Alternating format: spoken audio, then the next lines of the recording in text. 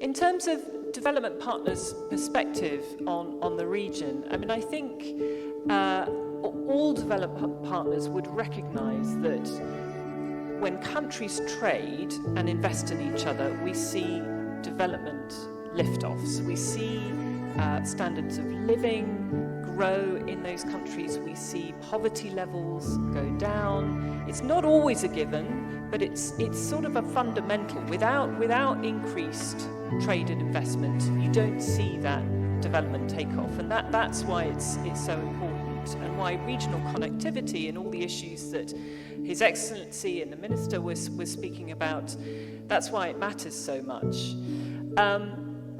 So as a development partner, how do we think about trying to bring about that greater trade and regional connectivity? There's a few issues we think about.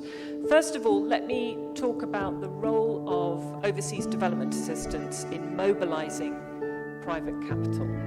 So Pakistan, I'll talk about Pakistan for a moment. Pakistan has gone a huge way over the last couple of years in stabilizing the economy, and the Minister spoke about that, the tangible improvements that we've seen to the economy, interest rates coming down, inflation under control, investor confidence ticking up. You know, this wonderful hotel here is an example of investment that is now coming into Pakistan. But we also know that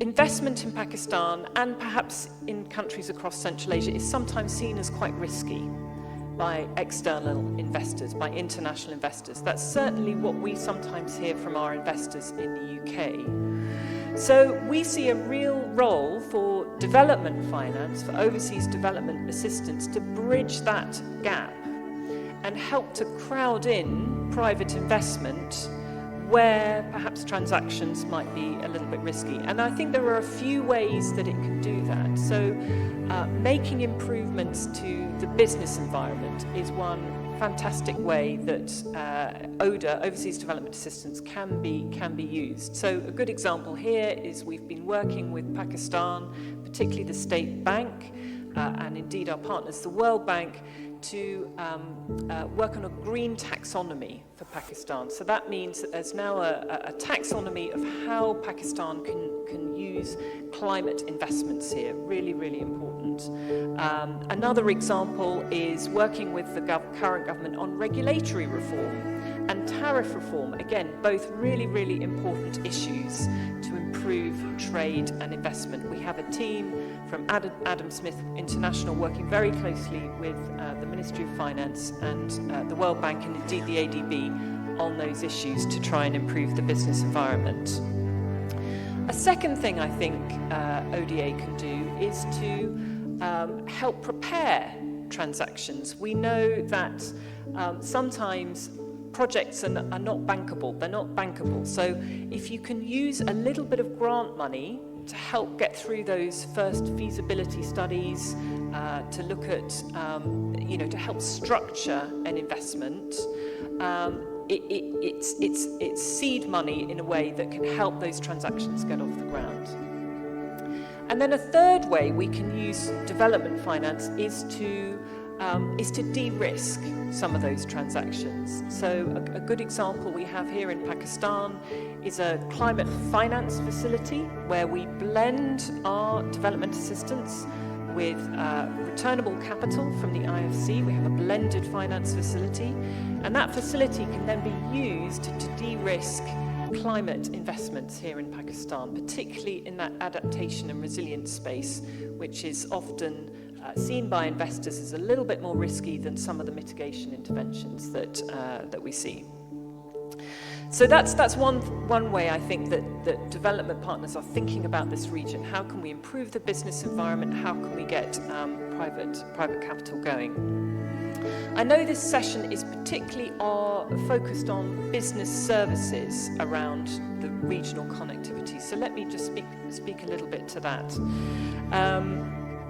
We know that business services, logistics, human resources, IT, and so on, these are often companies that are small and medium-sized enterprises, and I think in Central Asia, but also here in Pakistan, often those are the companies that find it quite difficult to access finance to expand their businesses, their options.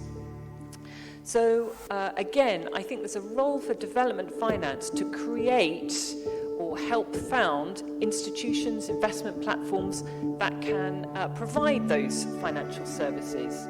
So here in Pakistan, the UK has been really proud to help found institutions like Karandar's, Infrazamin, some of you may have heard of these, the National Credit Guarantee Company, Parvaz Financial Services, all of these different local financing institutions, investment platforms, are there to support the SME ecosystem and provide greater options for finance for those companies.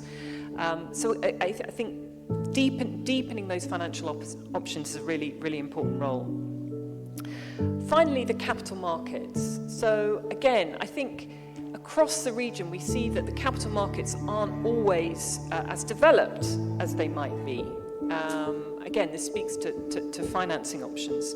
So here in Pakistan, we're working with partners, both the banks and also some of these local partners, to help bring about new financial instruments, green bonds. I know partners have been doing green sukuks, catastrophe bonds we might even see in the future, given Pakistan's vulnerability to disasters. And indeed, again, it's an issue that is shared across the region. So there we are, a few options, a few ideas and solutions for how we can use development money to help bring about changes to regional connectivity and regional growth.